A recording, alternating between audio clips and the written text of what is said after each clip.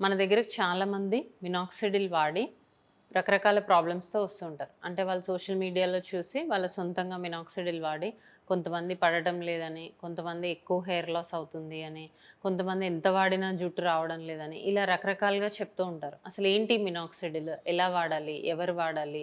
ఎంత పర్సెంటేజ్ వాడాలి? ఇవన్నీ ఈరోజు మనం తెలుసుకుందాం.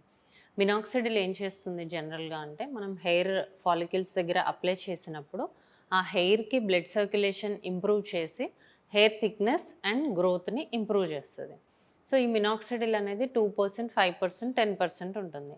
ఎవరికి ఎంత పర్సెంటేజ్ వాడాలి, ఎంత డోస్ వాడాలి అనేది పర్సన్ టు పర్సన్ డిఫరెంట్‌గా ఉంటుంది.